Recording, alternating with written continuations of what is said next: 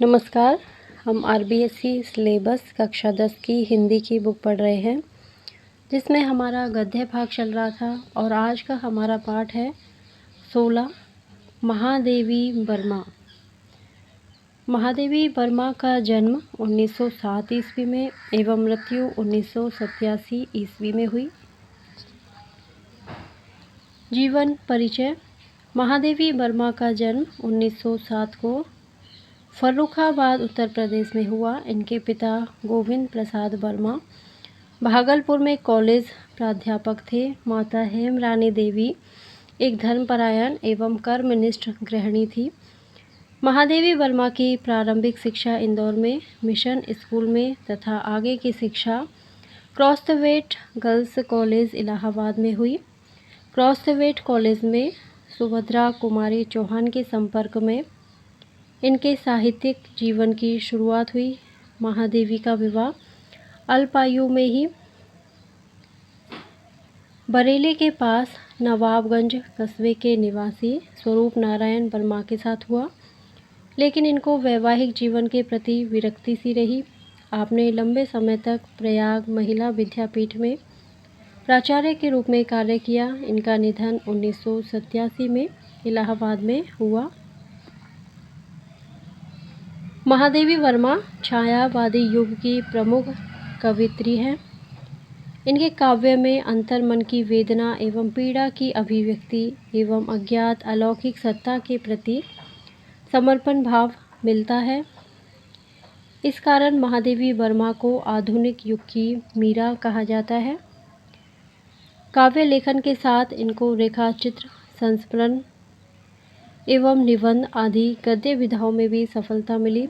रेखाचित्र एवं संस्मरण विधा को महादेवी जी ने नई ऊंचाई प्रदान की है। इन्होंने संस्मरणों में साधारण से प्राणी एवं पशु पक्षियों को प्रधान चरित्र बनाकर मार्मिक तथा भावात्मक शैली के बल पर इनको असाधारण व्यक्तित्व प्रदान किया है। इनकी श्रृंखला की कड़ियाँ 1942 रचना से हिंदी साहित्य में स्त्री विमर्श की शुरुआत मानी जाती है।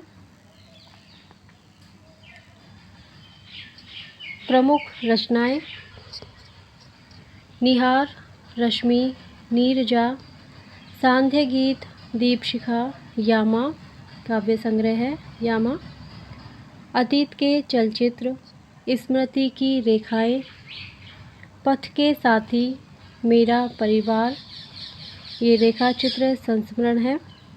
श्रृंखला की कड़ियाँ, विवेचनात्मक गद्य, साहित्यकार की आस्था एवं अन्य निबंध, संकल्पिता, क्षणदा निबंध संग्रह है। पुरस्कार। महादेवी वर्मा को शेख सरिया पुरस्कार 1934 नीरजा के लिए, मंगला प्रसाद पारितोषिक 1943, पद्म भूषण मिला था इनको 1956 में और ज्ञानपीठ पुरस्कार 1982 में। ये यामा काव्य संग्रह के लिए ज्ञानपीठ पुरस्कार मिला था 1982 में। पद्म विभूषण 1988 मरणोपरांत आदि पुरस्कार प्राप्त हुए।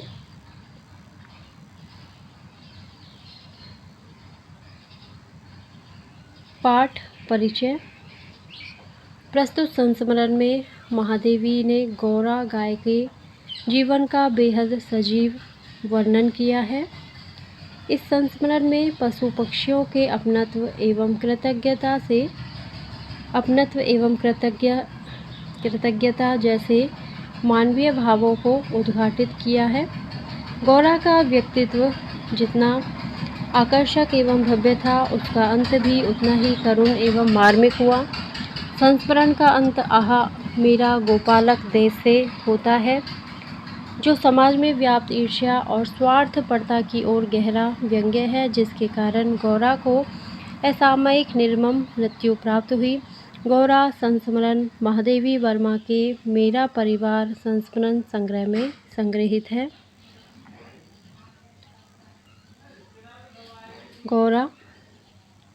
गौरा मेरी बहन के घर पली हुई, गाय की वह संधि तक पहुँची हुई बछिया थी, उसे इतने स्नेह और दुलार से पाला गया था कि वह अन्य गोवत्साओं से कुछ विशिष्ट हो गई थी।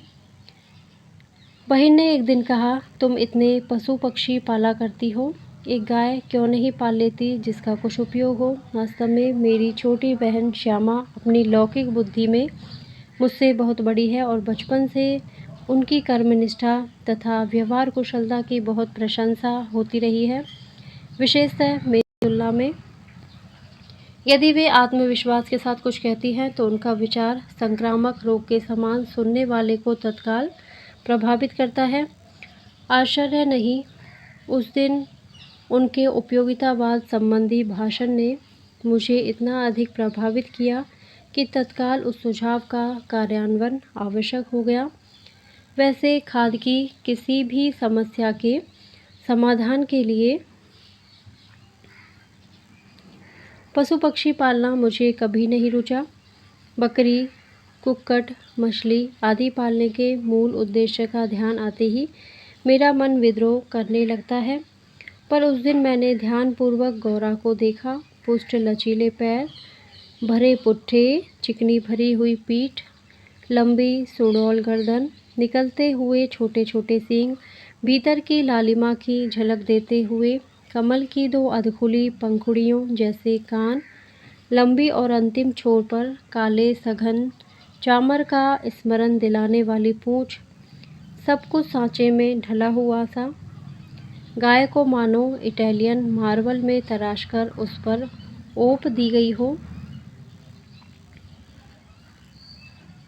स्वस्थ पशु के रोमों की सफ़ेदी में एक विशेष चमक होती है। गौरा की उज्ज्वलता देखकर ऐसा लगा मानो उसके रोमों पर अभ्रक का चूर्ण मिला दिया गया हो, जिसके कारण जिधर आलोक पड़ता उधर विशेष चमक उत्पन्न हो जाती थी।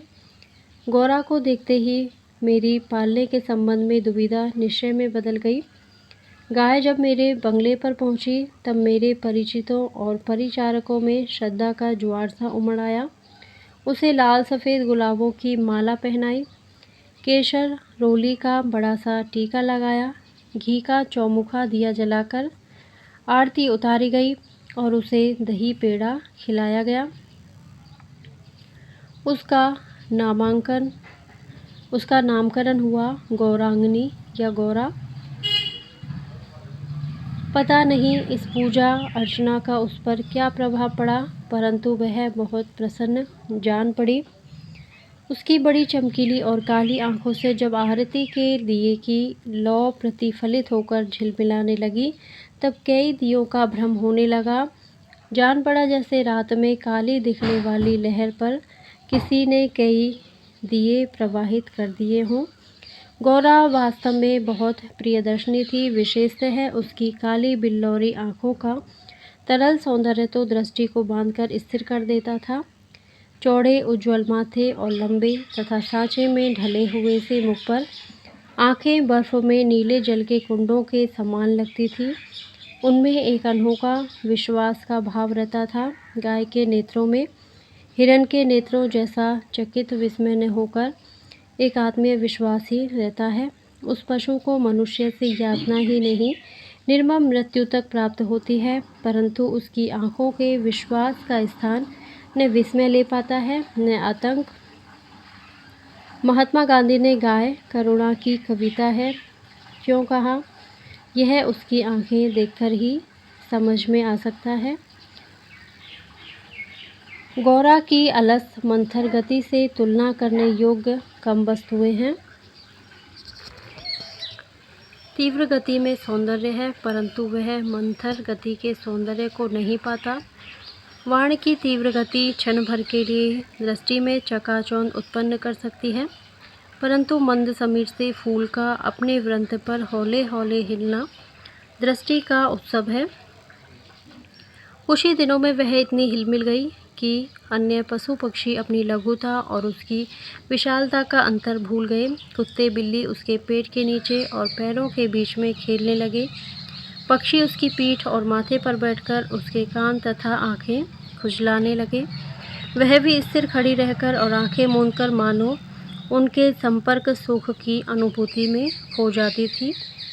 हम सबको वह आवाज़ से नहीं, पैर की आहट से भी पहचानने लगी। समय का इतना अधिक बोध उसे हो गया था कि मोटर के फाटक में प्रवेश करते ही वह बाँ बाँ की ध्वनि में हमें पुकारने लगती। चाय, नाश्ता तथा भोजन के समय से भी वह इतनी परिचित थी कि थोड़ी देर कुछ पाने की प्रतीक्षा करने के उपरांत रम्हा घर सिर पर उठा लेती थी। उसका हमसे साश्चर्यजनित लगाव स्नेह के समान ही निकटता चाहता था। निकट जाने पर वह सहलाने के लिए गर्दन बढ़ा देती, हाथ फेरने पर वह अपना मुख आश्वस्त भाव से कंधे पर रखकर आंखें मूंद लेती। जब उससे दूर जाने लगते तब गर्दन घुमा घुमा कर देखती रहती। आवश्यकता के लिए उसके पास एक ही ध्वनि थी, परंतु उल्लास, दुख, उदासीनता, आकुलता आदि की अनेक छाया छवियाँ उसकी बड़ी और काली आंखों में तैरा करती। 1 वर्ष उपरांत गौरा एक पुष्ट सुंदर वत्स की माता बनी। वत्स अपने लाल रंग के कारण गेरू का पुतला जैसा जान पड़ता। उसके माथे पर पान के आकार का श्वेत तिलक और चारों पैरों में खुरों के ऊपर सफ़ेद वलय ऐसे लगते थे मानो गेरू की बनी वत्स मूर्ति को चांदी के आभूषणों से अलंकृत कर दिया गया हो। बछड़े का नाम रखा गया लालमणि, परंतु उसे सब लालू के संबोधन से पुकारने लगे। माता पुत्र दोनों निकट रहने पर हिमराशि और जलते अंगारे का स्मरण कराते थे। अब हमारे घर में मानो दुग्ध महोत्सव आरंभ हुआ। गौरा प्रातः साय 12 सेर के लगभग दूध देती थी, अतः लालमणि के लिए कई सेर छोड़ देने पर भी इतना अधिक शेष रहता था कि आसपास के बाल गोपाल से लेकर कुत्ते बिल्ली तक सब पर मानो दूधो नहाओ का आशीर्वाद फलित होने लगा। कुत्ते बिल्लियों ने तो एक अद्भुत दृश्य उपस्थित कर दिया था। दुग्ध दोहन के समय वे सब गौरा के सामने एक पंक्ति में बैठ जाते और महादेव उनके आगे उनके खाने के लिए निश्चित बर्तन रख देता। किसी विशेष आयोजन पर आमंत्रित अतिथियों के समान वे परम शिष्टता का परिचय देते हुए प्रतीक्षा करते रहते। फिर नाप कर सबके पात्रों में दूध डाल दिया जाता, जिसे पीने के उपरांत वे एक बार फिर अपने अपने स्वर में कृतज्ञता ज्ञापन सा करते हुए गौरा के चारों ओर उछलने कूदने लगते। जिस दिन उनके आने में विलम्ब होता वह रम्हा कर मानो उन्हें पुकारने लगती, पर अब दुग्ध दोहन की समस्या कोई स्थायी समाधान चाहती थी। नौकरी में नागरिक तो दोहना जानते ही नहीं थे और जो गांव से आए थे वे अनभ्यास के कारण यह कार्य इतना भूल चुके थे कि घंटों लगा देते थे। गौरा के दूध देने के पूर्व जो ग्वाला हमारे यहाँ दूध देता था, जब उसने इस कार्य के लिए अपनी नियुक्ति के विषय में आग्रह किया तब हमने अपनी समस्या का समाधान पा लिया। 2-3 मास के उपरांत गौरा ने दाना चारा खाना बहुत कम कर दिया और वह उत्तरोत्तर दुर्बल और शिथिल रहने लगी। चिंतित होकर मैंने पशु चिकित्सकों को बुलाकर दिखाया। वे कई दिनों तक अनेक प्रकार के निरीक्षण, परीक्षण, एक्सरे आदि द्वारा रोग का निदान खोजते रहे। अंत में उन्होंने निर्णय दिया कि गाय को सुई खिला दी गई है, जो उसके रक्त संचार के साथ हृदय तक पहुंच गई है। अब सुई गाय के हृदय के पार हो जाएगी, तब रक्त संचार रुकने से उसकी मृत्यु निश्चित है। मुझे कष्ट और आश्चर्य दोनों की अनुभूति हुई। सुई खिलाने का क्या तात्पर्य हो सकता है? दाना चारा तो हम स्वयं देखभाल कर देते हैं, परंतु संभव है उसी में सुई चली गई हो। पर डॉक्टर के उत्तर से ज्ञात हुआ कि दाने चारे के साथ गई सुई गाय के मुख में ही छिदकर रह जाती है।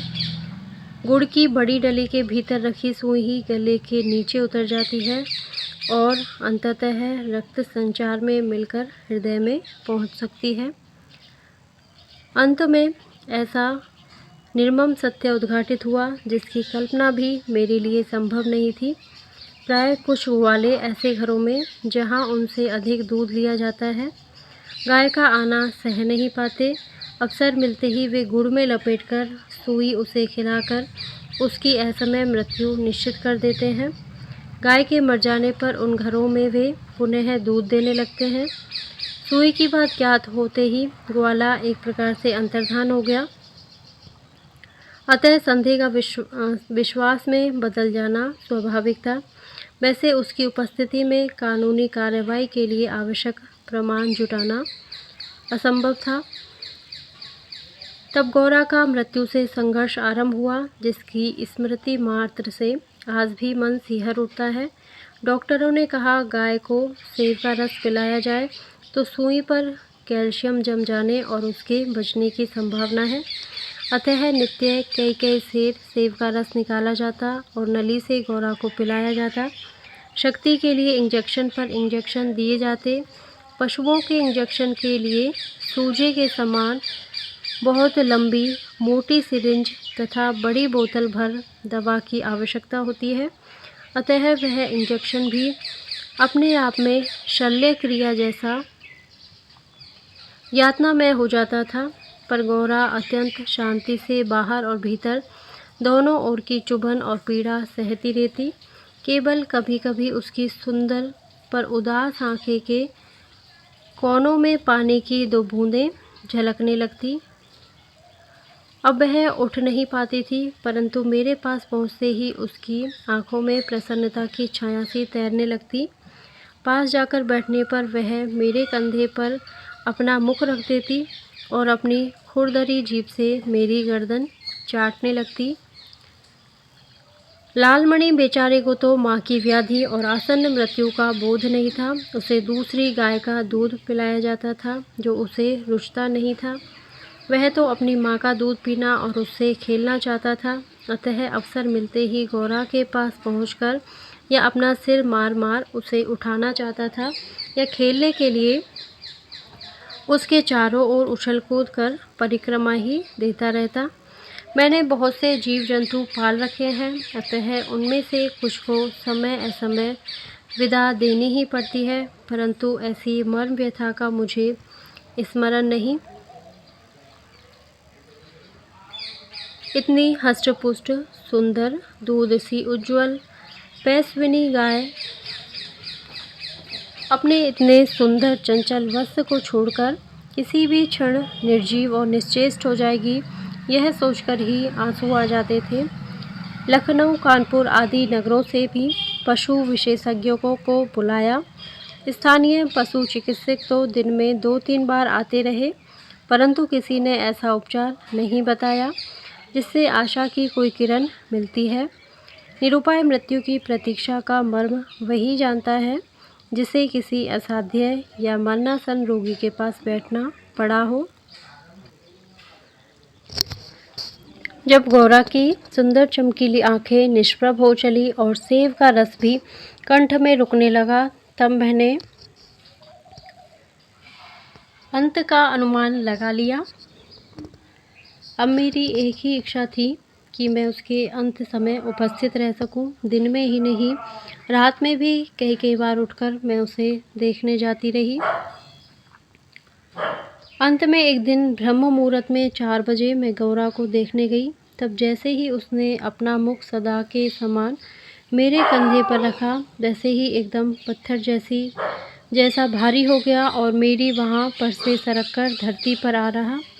कदाचित सुई ने हृदय को बेधकर बंद कर दिया। अपने पालित जीव जंतु के पार्थिव अवशेष में गंगा को समर्पित करती रही हूँ। गौरांगनी को ले जाते समय मानो करुणा का समुद्र उमड़ आया, परंतु लालमणि इसे भी खेल समझ उछलता कूदता रहा। यदि दीर्घ निश्वास का शब्दों में अनुवाद हो सके तो उसकी प्रतिध्वनि कहेगी, आहा मेरा गोपालक देश।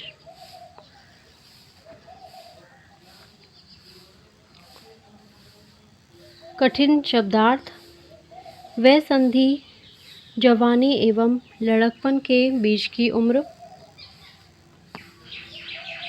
गौवत्सा, बछिया, कुक्कुट, मुर्गा, संक्रामक रोग, छूत से फैलने वाला रोग, सुडौल, सुंदर आकार, चामर यानी कि चंवर,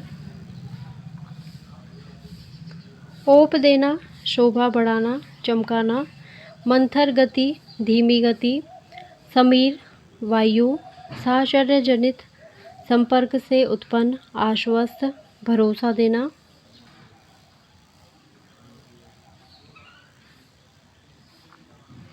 आकुलता, व्याकुलता या बेचैनी, श्वेत, सफ़ेद, वलय, घेरा, कृतज्ञता यानी कि उपकार मानने का भाव, ज्ञापन, जताना या बताना, उत्तरोत्तर, लगातार, अनवरत, उद्घाटित, प्रकट करना, अंतर्धान, लुप्त, गायब होना, व्याधि, रोग, मर्म, व्यथा, मन की पीड़ा, पैस्वनी, दूध देने वाली गाय, निश्चेष्ट, अचेत या मूर्छित, निष्प्रभ, चमक या आभा रहित, मरणासन, जिसकी मृत्यु समीप हो। अब है अभ्यास प्रश्न और इसी के साथ ही हमारा ये पाठ पूरा होता है। अगर आपको मेरा वीडियो पसंद आता है तो प्लीज़ इसे लाइक करें, शेयर करें और मेरे चैनल पे यदि आप नए हो तो मेरे चैनल को सब्सक्राइब करें। Thank you.